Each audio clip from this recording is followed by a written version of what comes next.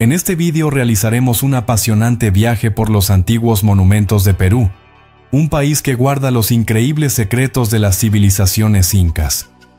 Conocerás la majestuosa pero menos famosa que Machu Picchu, la ciudad de Choquequirao, su historia, su arquitectura única y sus misteriosos artefactos que aún desconciertan a los arqueólogos. Pero antes de eso, si te gustan los videos de historia, suscríbete al canal y dale a me gusta a este video. De todos los países sudamericanos, Perú posee el mayor número de monumentos de las antiguas civilizaciones de América Latina. Algunos de ellos son sobrecogedores, mientras que otros solo interesan a los arqueólogos. En Perú hay dos ciudades incas perdidas, Machu Picchu y Choquequirao, mientras que todo el mundo conoce la primera ciudad de la antigua civilización, la Cuna de Oro, como se traduce el nombre Choquequirao de la lengua quechua. No es tan popular ni está tan bien publicitada, aunque esta ciudad sirvió en su día de refugio a quienes organizaron la resistencia a los conquistadores españoles, y fue probablemente la segunda en importancia después de Machu Picchu. La estratégica ubicación de Choquequirao permitió al líder inca y a sus seguidores observar los alrededores para prevenir los ataques de los conquistadores. A 3.300 metros sobre el nivel del mar, rodeada por los picos nevados de los Andes peruanos, laderas rocosas y vegetación tropical, se esconde esta ciudad inca poco conocida y misteriosa. Actualmente solo es posible llegar a la antigua ciudad por una única carretera de montaña. Quienes quieran disfrutar de su esplendor y visitar una de las ciudades misteriosas de Perú, tendrán que caminar unos 60 kilómetros, subiendo y bajando la montaña. Pocos turistas se atreven con este viaje agotador, pero fascinante. Choquequirao en sí es enorme, aunque hoy en día solo el 40% de este antiguo monumento ha sido despejado de la exuberante vegetación selvática. Es casi idéntica a Machu Picchu en cuanto a método de construcción y aspecto, lo que da a los científicos razones para creer que ambas ciudades fueron construidas por la misma civilización antigua. La ciudad ha atraído a buscadores de tesoros y místicos durante siglos. Los conquistadores creían que los rebeldes incas liderados por Manco Inca habían escondido aquí tesoros incalculables. Sin embargo, hasta la fecha, nadie ha sido capaz de encontrarlos. A vista de pájaro, son fácilmente reconocibles las tradicionales terrazas escalonadas para los cultivos. Durante las excavaciones, los arqueólogos descubrieron canales de irrigación, enterramientos, cimientos de templos, numerosos edificios y casas. En la ciudad se conservan los restos de varios edificios de 2 plantas, cuya mampostería es similar a los muros de soporte de las plataformas que estabilizan la ladera de la montaña. Los muros son de piedras grises con mortero de arcilla. Hay barrios donde vivían los pobres, terrazas ajardinadas y lugares donde vivía la nobleza. Las maravillosas gradas están decoradas con imágenes. El agua se suministraba a la ciudad mediante un acueducto de unos 2 kilómetros de longitud, y esta estructura hidráulica se tendía a través de un terreno accidentado bastante difícil. Los incas nivelaron la cima de una de las colinas e hicieron allí un excelente terreno llano, cuya finalidad sigue siendo desconocida. Tal vez se utilizara con fines rituales o para reuniones. Se han encontrado anillos de piedra que, al parecer, servían para atar a los animales. Como la ciudad está situada en las montañas y no en un valle, la topografía del terreno se reflejaba en la disposición de todos los edificios. Cada casa solía tener una sola habitación rectangular con suelo plano. Las piedras utilizadas para construir los edificios se trabajaban de forma que pudieran colocarse apretadamente en capas, requiriendo un mínimo de mortero de agarre. Las paredes se ajustaban a los desniveles del suelo y los huecos que se creaban se sellaban con arcilla. La piedra tratada daba a los muros una textura en relieve característica. Los edificios de Choquequirao, como los de otras ciudades incas, se caracterizan por sus puertas trapezoidales, ventanas y hornacinas. En las afueras de la ciudad se encontraban las viviendas de la gente común, que estaban al alcance de las terrazas ladera abajo, donde se cultivaba maíz, quinoa, arroz inca y posiblemente coca. En 2004, una expedición franco-peruana desenterró media docena de cabañas redondas de la selva. En sus cimientos, los arqueólogos hallaron fragmentos de cerámica anteriores a la cultura inca. Los investigadores han conjeturado que, antes de la llegada de los incas, ya había aquí un asentamiento de un pueblo más antiguo. Los incas se apoderaron del lugar u ocuparon una zona ya desocupada, y luego construyeron sus singulares edificios rectangulares.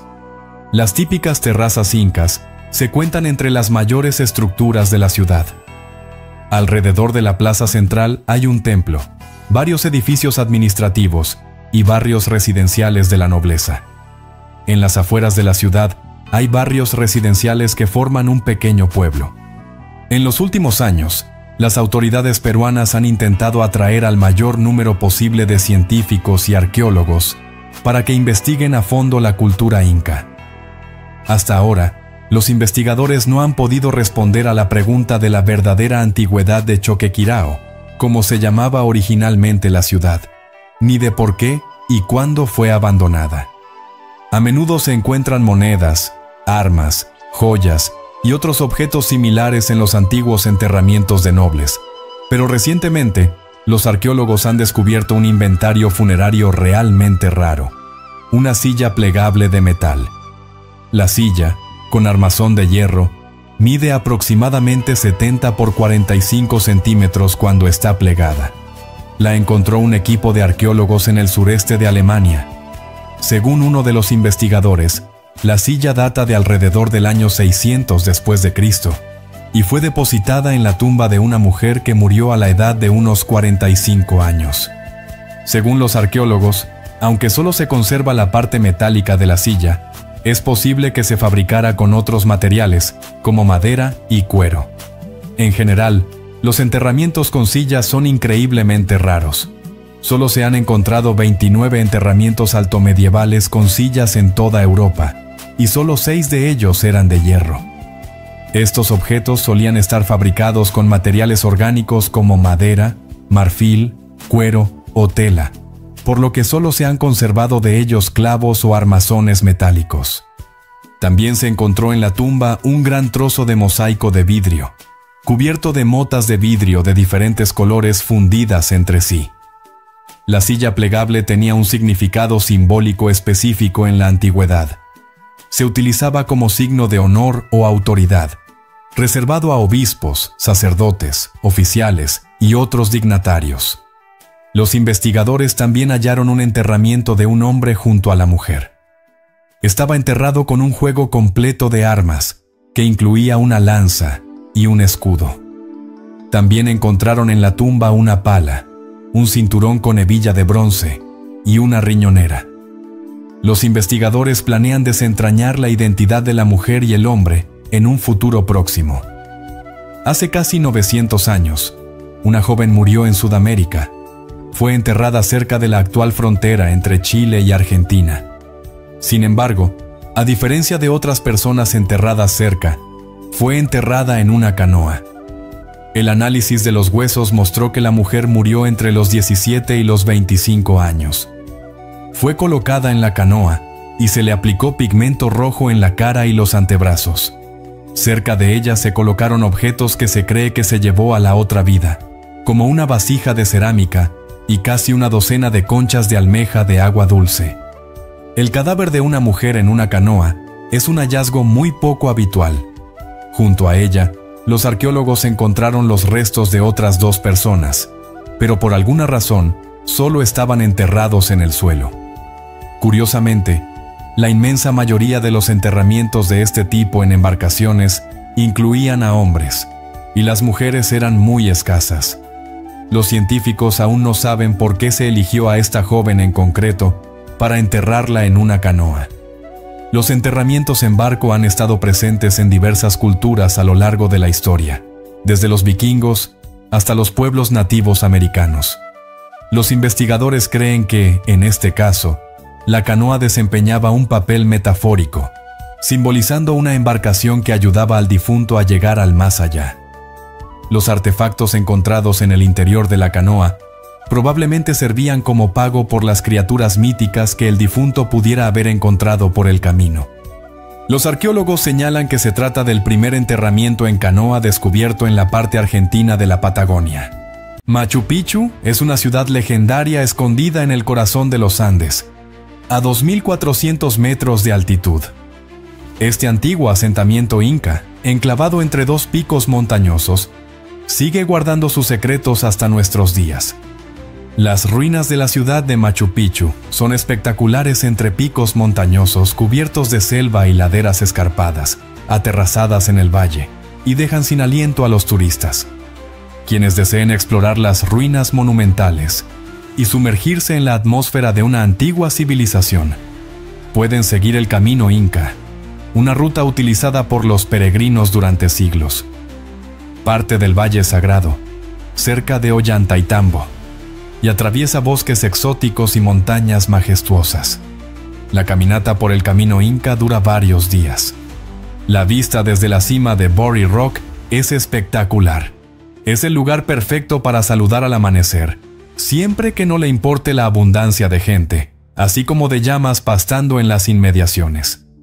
El trazado de la antigua ciudad es perfectamente visible desde aquí, con zonas agrícolas y urbanas separadas por un largo foso seco. Y lanzó una rebelión armada contra los invasores españoles. Sin embargo, las fuerzas eran demasiado desiguales, y tras varios años de sangrientas batallas alto de las montañas, intentaron encontrar un lugar donde asentar la nueva ciudad inca, hasta que dieron con una meseta entre dos picos montañosos, el Pico Joven, Huayna Picchu, y el Pico Viejo, Machu Picchu, en lo alto de la selva salvaje del Valle del Urubamba. Manco Cápac II llamó Vilcabamba a su nueva ciudad en los cielos nublados, y aquí existió el imperio inca bajo su dominio durante otros 30 años, mientras que la ubicación de la ciudad de Machu Picchu cayó en el olvido. Cuando Hiram Bingham redescubrió Machu Picchu en 1911, anunció que había descubierto Vilcabamba. Las conclusiones. Pero se ha encontrado un antiguo asentamiento identificado como un posible Vilcabamba, a 100 kilómetros al oeste del lugar. El completo olvido de Machu Picchu también está envuelto en un velo de misterio. Al parecer, los incas la abandonaron definitivamente en 1532, cuando la ciudad fue invadida por los conquistadores españoles. La selva cubrió rápidamente las desoladas ruinas.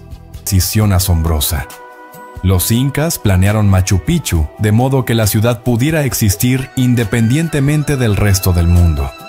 Un hombre podía pasar aquí toda su vida sin salir de su ciudad natal. La ladera sur se destinó a tierra. En lo alto de la escalera se encuentra el famoso calendario antiguo, Intihuatana, que en lengua inca significa el lugar al que está pegado el sol. Machu Picchu, especialmente tras recibir el estatus de Patrimonio de la Humanidad de la UNESCO. La UNESCO exige que el número de turistas por día se reduzca a 800. Machu Picchu se encuentra en una región de difícil acceso. Para apoyar el turismo, se ha construido un ferrocarril a la ciudad vecina de Aguascalientes desde Cusco vía Ollantaytambo, con más de 10 trenes diarios desde Ollantaytambo. Hay un autobús desde la estación de tren de Aguascalientes hasta Machu Picchu, que recorre 8 kilómetros de empinada subida por caminos serpenteantes. La UNESCO se opuso a la construcción del teleférico para limitar el flujo de turistas. En el terremoto de 2004, un tramo del ferrocarril sufrió graves daños, pero fue reconstruido. En enero de 2010, las fuertes lluvias que arrasaron las carreteras impidieron en este asombroso lugar. Las misteriosas momias de la antigua civilización inca siguen aturdiendo la imaginación de científicos e investigadores. ¿Quiénes eran? ¿Por qué los incas conservaban a sus muertos con tanto cuidado, convirtiendo sus cuerpos en momias? En este vídeo nos sumergiremos en los misterios de los antiguos rituales y aprenderemos cómo los incas utilizaban la momificación no solo para conservar los cuerpos, sino también para rendir culto a sus antepasados. Además de los egipcios, muchas otras civilizaciones antiguas también practicaban la momificación. Los incas, en particular, enterraban los cadáveres con alimentos, cuencos y otros objetos destinados a ayudar al difunto en su viaje post-mortem. El rito se completaba envolviendo el cuerpo y los efectos personales del difunto en algodón y otros tejidos. Los incas momificaban no solo a la realeza y a los miembros de alto rango de la sociedad, sino también a la gente corriente. Esto se supo gracias a las momias encontradas en un cementerio inca de Perú, cerca de Lima, en un cementerio llamado Poruchuc. Allí se descubrió el llamado Rey Algodón, una momia envuelta en tela que pesaba 136 kilogramos. La momia del Rey Algodón es el ejemplo más épico del proceso de enterramiento inca y revela misterios que siguen sin resolverse a día de hoy. Queridos amigos, si os gustan mis vídeos históricos, no dejéis de suscribiros al canal para no perderos las próximas publicaciones interesantes sobre civilizaciones antiguas. Las momias y capullos incas hallados en este cementerio han sido un tesoro de información para los arqueólogos. Estos hallazgos han permitido a los estudiosos conocer mejor la cultura inca y sus aportaciones a la sociedad. Además del Rey Algodón, una de las pocas figuras de la realeza inca que quedan, en el cementerio se descubrieron unos 60,000 objetos, entre joyas, alimentos y herramientas. En una entrevista concedida en 2002 a National Geographic, Chris Dodon, profesor de antropología de la Universidad de California en Los Ángeles, explicó la importancia del yacimiento para la ciencia. Dijo: "Estos fardos de momias y el asombroso surtido de objetos envueltos en ellos proporcionarán a los investigadores durante años información importante sobre los incas y sobre cómo fueron capaces de crear el mayor imperio de la América precolombina". Mientras que en Egipto la momificación se practicaba principalmente con los faraones y las personas adineradas, el imperio inca momificaba a casi todos los miembros de la comunidad, incluidos los que eran sacrificados a los dioses. Los incas sometían los cuerpos a desecación o conservación con alcohol de maíz, y luego los deformaban en posición fetal rodeándolos de tela o cerámica, formando una especie de capullo. Sin embargo, este proceso difería según el estatus social. Los que tenían riqueza o poder eran enterrados con metales preciosos, piedras y en telas exóticas. Según la Enciclopedia de Historia Antigua, los procesos de momificación más elaborados incluían la extracción de los órganos internos, el embalsamamiento y el curtido de la piel. Las momias reales adoptaban a menudo posturas parecidas a las de los vivos. Los guerreros llevaban sus escudos al más allá y lucían vistosos tocados de plumas. En 2011, se encontró en una tumba intacta de Perú una momia enterrada con un huso y agujas, lo que llevó a los científicos a concluir que en vida fue tejedora. Uno de los descubrimientos interesantes fue el hallazgo de cabezas postizas adosadas a los cuerpos de algunas momias. Estas cabezas eran adornos para los incas ricos. Es posible que llevaran pelo artificial, máscaras o incluso ojos postizos para recordar sus vidas. Las momias con cabezas falsas eran más grandes que otros capullos y estaban envueltas en materiales más caros. A menudo se encontraban joyas y armas en sus envoltorios. Volvamos ahora al Rey Algodón. Una momia descubierta por arqueólogos en 1999, en un esfuerzo por preservar de la destrucción el cementerio inca de Poruchuc. El Rey del Algodón estaba envuelto en 136 kilos de tela, de ahí su nombre. Se cree que fue un gobernante inca. Su envoltura contenía un tocado de plumas de colores, signo de estatus especial, así como conchas de ostras que adornaban su colcha. El capullo también contenía un niño y unos 70 objetos relacionados con la vida del Rey del Algodón. Llevaba sandalias, signo de riqueza, y fue enterrado con pieles de animales, alimentos y muchos otros objetos de valor. Juanita, conocida como la Doncella de Hielo, fue descubierta en 1995 en el Monte Ampato, en Perú. Juanita fue encontrada por los investigadores Johann Reinhardt y Miguel Zárate. Se cree que fue víctima de un ritual de sacrificio realizado por los incas. Juanita tenía entre 12 y 15 años y estaba perfectamente sana en el momento de su muerte. Su fardo estaba formado por maíz, figuras y otros objetos preciosos. También incluía hojas de coca y alcohol de maíz, que se utilizaba para anestesiarla antes de la ceremonia de sacrificio que se realizaba mediante un golpe en la cabeza.